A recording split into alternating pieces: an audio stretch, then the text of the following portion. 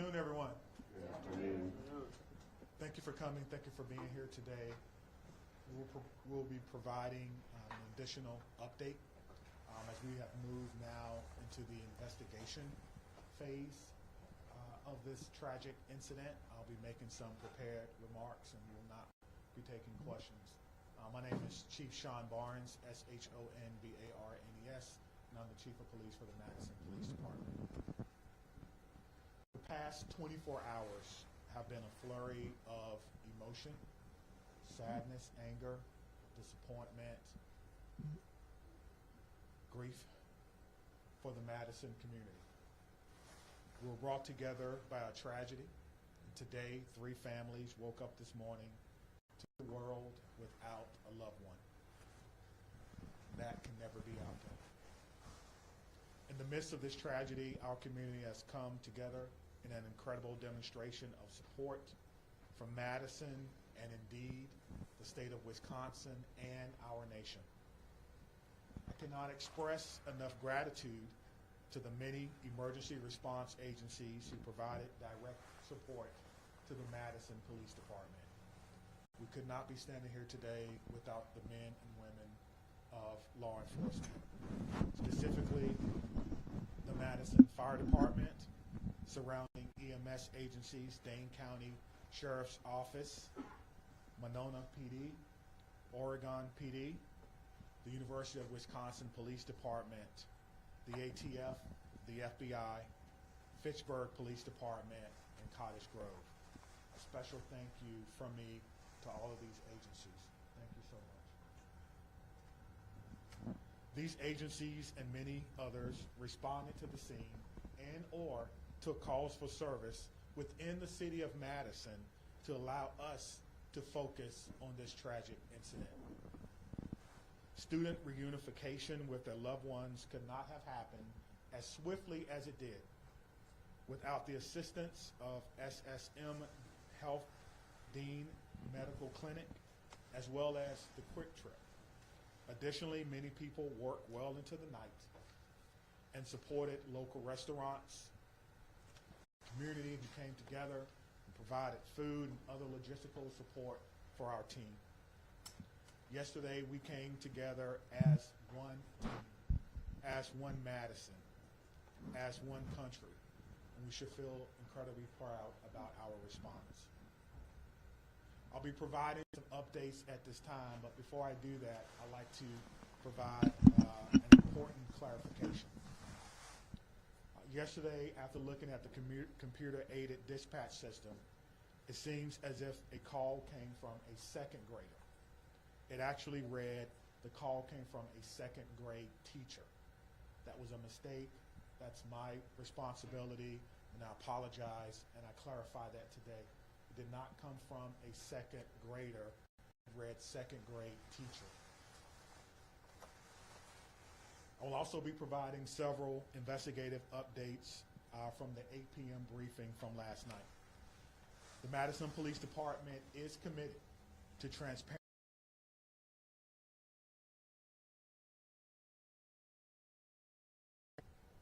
This must be balanced against our commitment to the victims of this horrific crime and the need to do a thorough and complete investigation.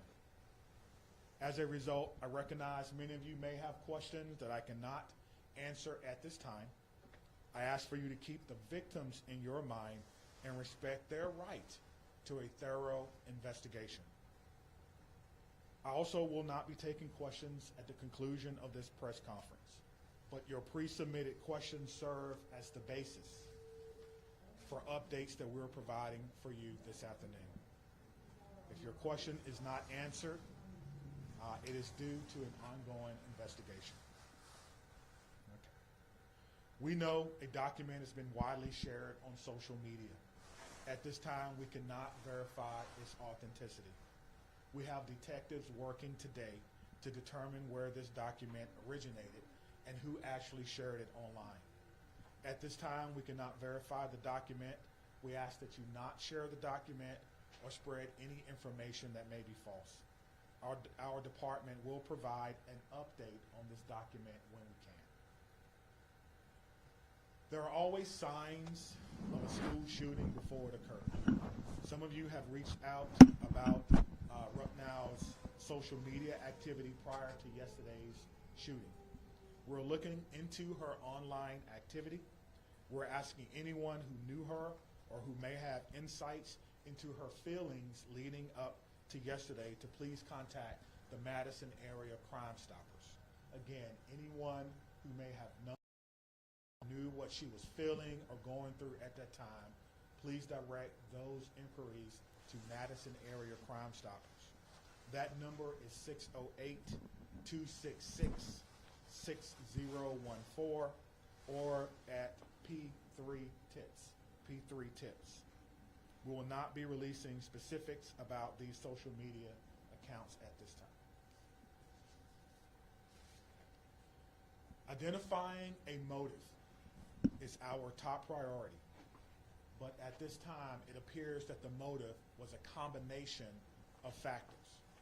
Again, we cannot share that information at this time because the 911 calls are the record of the 911 Communications Center, and their standing operating procedure is not to release documents in open and active investigations. Again, we are working to authenticate the documents that you see online that some are referring to as a manifesto. And as soon as we do that, we will let you know. Now, the process for doing that is looking at original documents that may have been taken from the suspect's home, looking at information that may be on laptops or on computer to determine if this document originated from our suspect. Any disciplinary records would be under the purview of the school. Some of you have asked whether or not she was troubled or whether or not she was troubled at school. We do not have those records. We are not the proprietor of those. On the question of bullying, we're talking to students to understand multiple factors that I mentioned earlier. Some have asked if people were specifically targeted. Everyone was targeted in this incident, and everyone was put in equal danger. Today, numerous MMSD schools were targeted by false threats, often known as swatting. We're working closely with the Madison Metropolitan School District to determine where these originated and to investigate this call. We do not believe that there are any current threats to any Madison area schools, and will continue to investigate these calls and any threats of violence as they come in. Let me be clear on this point. Making false threats is a crime, and we are working with the district attorneys to prosecute these crimes as information is gathered. And if we have to do that, we certainly will. I encourage all parents, all family members to talk to your loved ones about this. We will determine where they originated. We'll use federal partners if we have to and levy those charges as well. As we continue to investigate what happened yesterday, we're keeping the victims and their families in the front of our minds.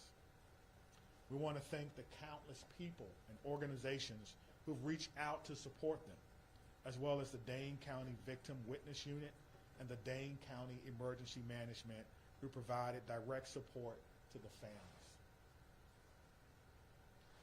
To the Abundant Life Christian Academy, this is a hurting and haunting situation, and the many survivors will need our continued support, and we pledge to give them that in the days, months, and even years ahead. As a community, we must not allow violence or any act of violence to define us.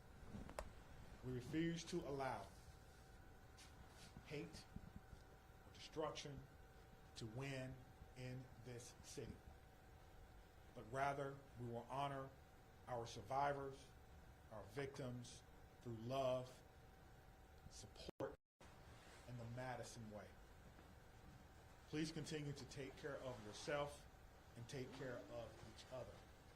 At this time, we have several officers who are working today, who was working yesterday.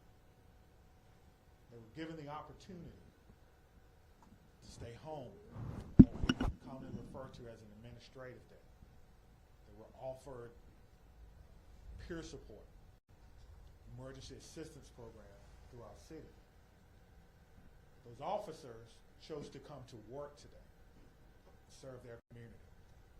So at the end of my remarks, I'm going to find each and every one of them, personally shake their hand, and thank them on behalf of a grateful city, and a grateful administration, and a grateful department and profession for their act of selfless public service. Thank you.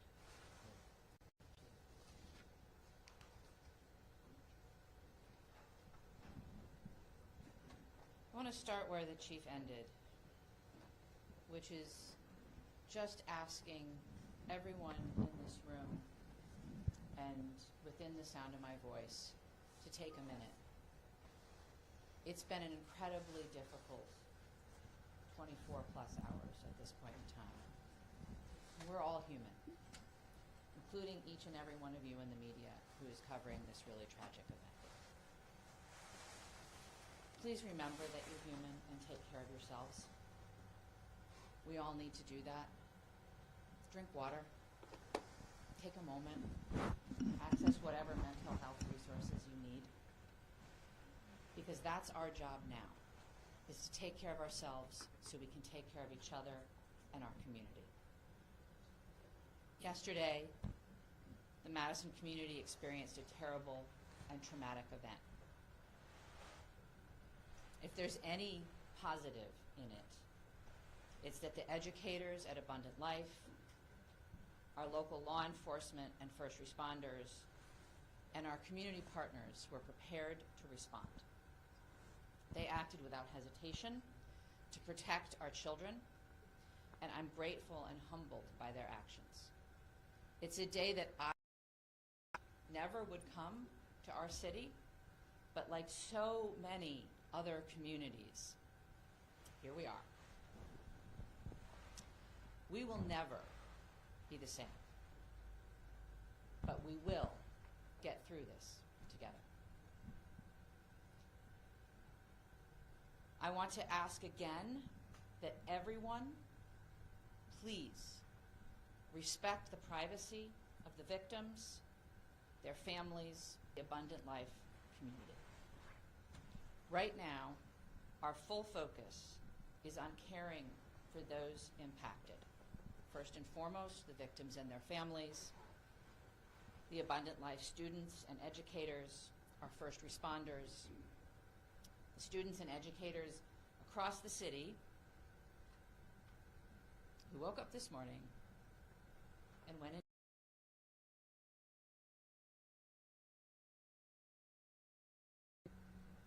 the incredible bravery of that act. I think all of our students and educators are feeling scared and vulnerable right now. We are also trying to care for our whole community, because I believe we are all fearful and grieving and impacted.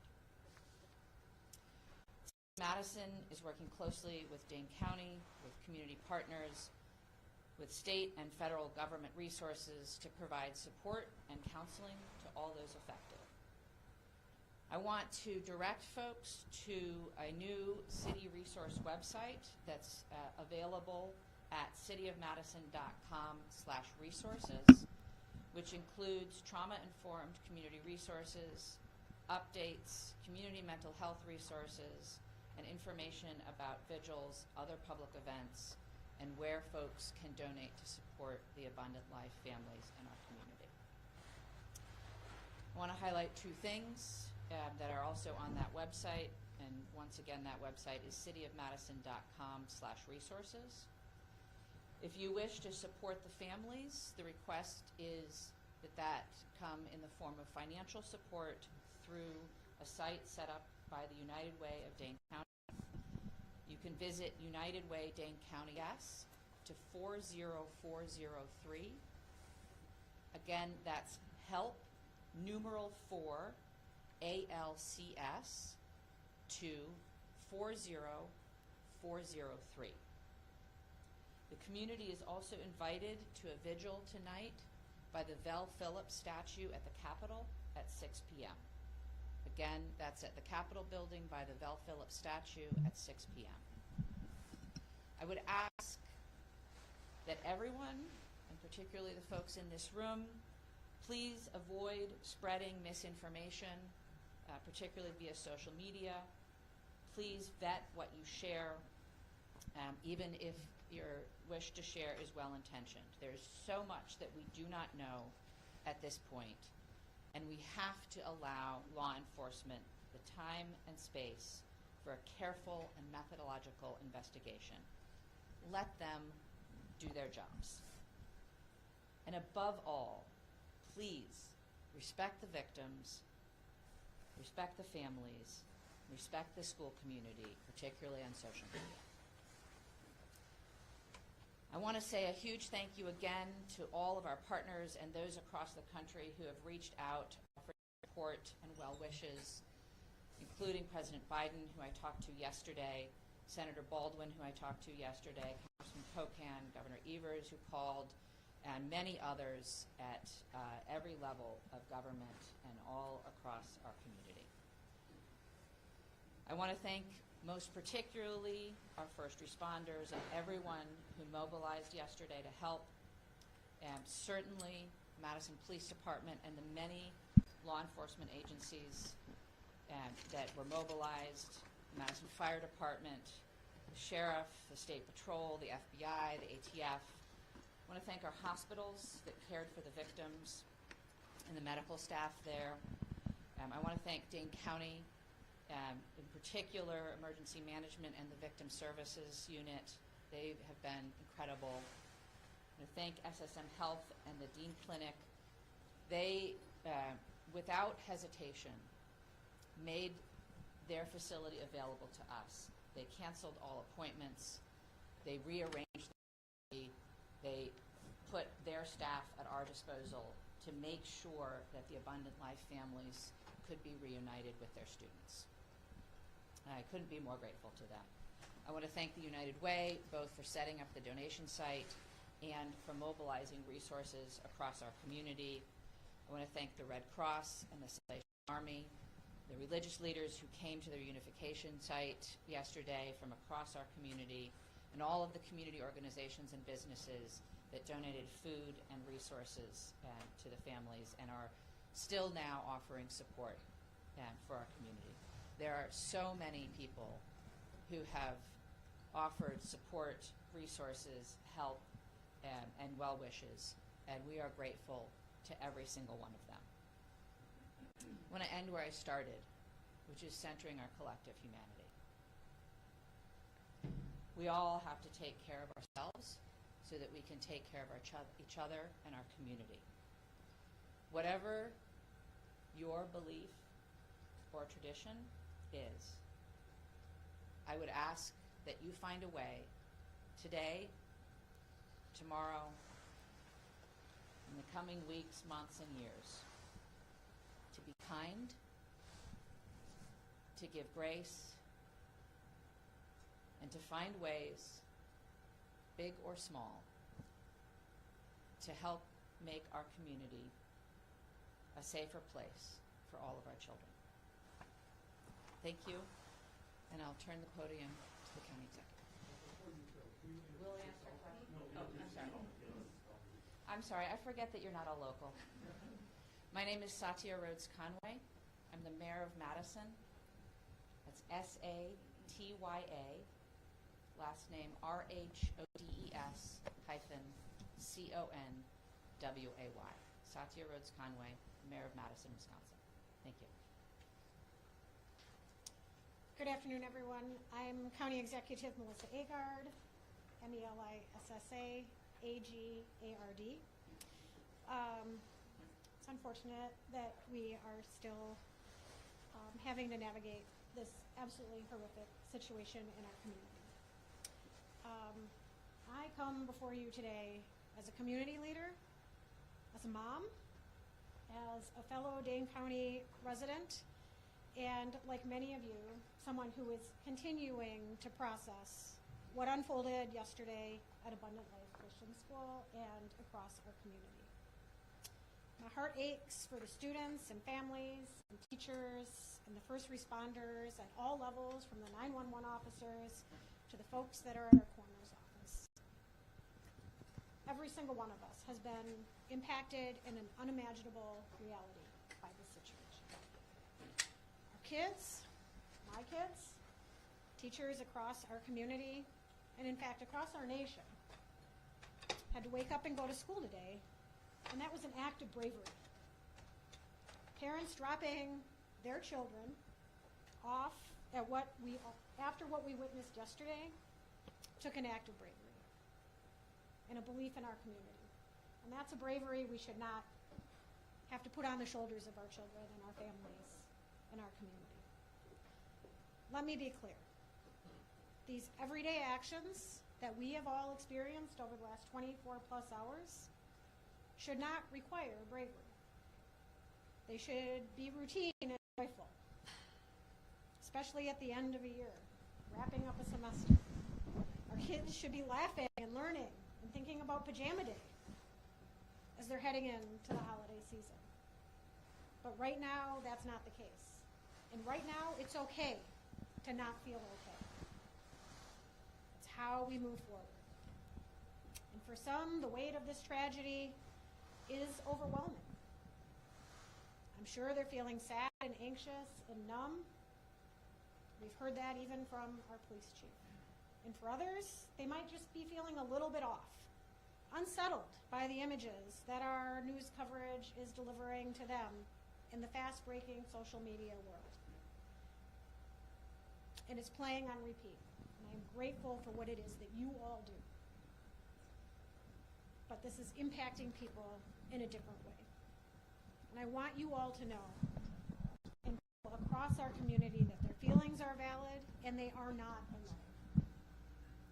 Seeking support, talking to someone you trust. Simply admitting that you're not okay is not a sign of weakness. It's actually a sign of strength. And whether you're feeling hopeless or scared or just not quite yourself, here in Dane County and in our community that will be here and continue to be here to support you in order to help people move forward through the healing process. Believe me, we are in this together. That is the Dane County way. That's what we do best. Through painful conversations and tears and hugs and vigils, we're going to heal. We're not going to be the same, but we're going to heal. Part of that process is setting aside complacency and demanding change. As someone who served 12 years in our legislature, had a front row seat to the inaction of addressing gun violence in our communities, I'm not stepping aside of this mass shooting. But let us remember this fact. Gun violence is the #1 killer of children in this country. That's a legacy we cannot accept. We cannot accept that. Part of the reason I feel so pained by this tragedy is that mass shootings feel like something that's ominous and hovering, and we're all wondering where and when the next one is going to occur. And guess what? It happened here. It happened right here. And I am so proud of the folks that I work with at the county and that the mayor works with in the city and our partners at the federal, state, and local level, and how it is that we've stepped up and responded to support people. Could we do better? Could we do different? I'm sure. But did we do well? I am proud of the work that has been done in this community over the last 24 hours. And I assure you all today that we are going to continue to work like hell to stop future tragedies and to support our community that has been harmed by these actions. And for anyone that's out there listening, anywhere in this amazing world that we live, take care of yourself, take care of the people who you love and whose lives you touch. Talk to someone, anyone. If you're not comfortable calling a number, there is someone in your life you can reach out to. No one is alone through this. We are strong in Dane County, and together we're going to get through this. And I know that there are questions that we all want answers to. And I am hopeful that we will have those answers sooner than longer. But please give us the time to do this right. so that we can learn how to prevent this from happening in the future and support those that have been most impacted in our community. We are doing everything in our power at all levels in a collaborative way to prevent this type of pain from ever happening. Can I assure that? No. To work as best as we can to that end. So thank you to each of you for carrying these stories, for taking care of yourselves, and for delivering these messages to the people in our community that just want one more piece of information. Right. The county executive and I will take some questions. We obviously cannot answer questions about the investigation, but happy to take others, and we'll turn to Dylan. Sure. Lucas from the State Journal. As former lawmaker, can you talk generally about what the laws are within Wisconsin in terms of children's access to guns? Our laws in Wisconsin are far too lax when it comes to access of guns by children. And I do believe that we should have safe storage laws. We should have background checks. We should have red flag bills. We should be providing adequate support for everyone in our community when it comes to behavioral health. People should not be waiting when they raise their hand and ask for help. And there should not be stigma surrounding people who are asking for that help. Our schools should be adequately funded. Our Department of Justice has an Office of School Safety. They don't have enough resources, and that is on the legislature. There is a lot of action that can be taken in the Wisconsin State Capitol. This is a conversation that needs to happen from coast to coast. We need partners in our federal government to also address this, because states have borders and people can cross them. And Maddie from WISC. As public officials, can you speak to the process of vetting information before sharing it publicly, what that looks like behind the scenes? We can try. I think it depends, but we have a process within, obviously, both police and fire have public information officers who work with the principals to gather and vet information and share it out. Similarly, in my office, we have a communications manager who works with us. In terms of the investigation, I can't really speak to that process. Law enforcement to decide what information can be shared that won't jeopardize the investigation, and then to do our best to verify information before we're sharing it publicly. Obviously, in an event like this, there is a lot of chaos, and it can be difficult to parse out where information is coming from and how accurate it is at any given time. And so in a developed, sometimes we will share information that's not 100% correct. But as you've seen already, the chief comes back and tries to give out the best information we can and correct any mistakes.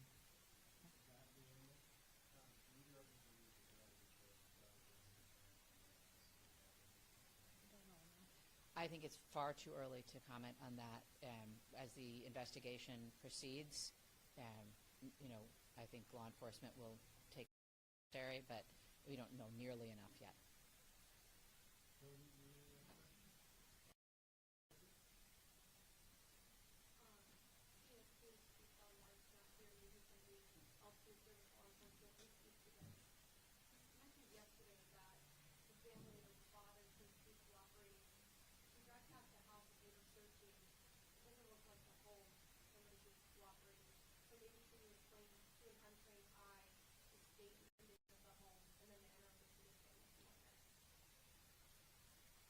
Anyone here that can speak to that?